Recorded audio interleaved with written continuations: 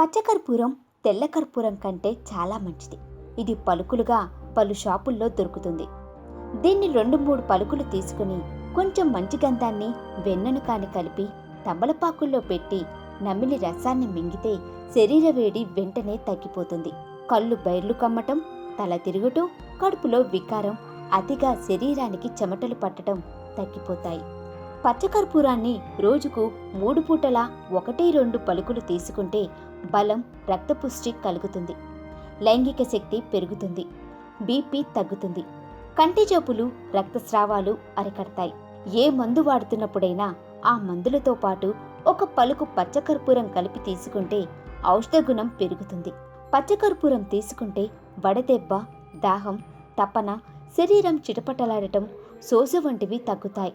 కంటికి సంబంధించిన వ్యాధులతో బాధపడేవారు పచ్చకర్పూరాన్ని తీసుకుంటే కళ్ళ మంటలు, కళ్ళు ఎరుపెక్కటం, కంటి వెంట నీరు కారటం, తలనొప్పి వంటివి తగ్గుతాయి.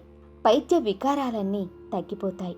వేడి చెయ్యటం వలన కలిగే ఒళ్ళు మంటలు, అరికాళ్ళు, అరచేతుల మంటలు మొదలైన వాటికి పచ్చకర్పూరాన్ని గ్లాస్ పాలతో కలిపి తీసుకుంటే వెంటనే ఉపశమనం కలుగుతుంది.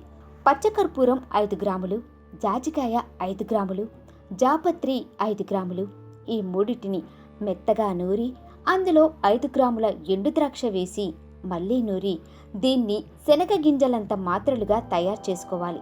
ఇలా చేసిన వాటిని రోజు పడుకోబోయే ముందు ఒక మాత్ర చొప్పున వేసుకుని పాలు త్రాగుతూ ఉంటే వీర్యం వృద్ధి చెందుతుంది.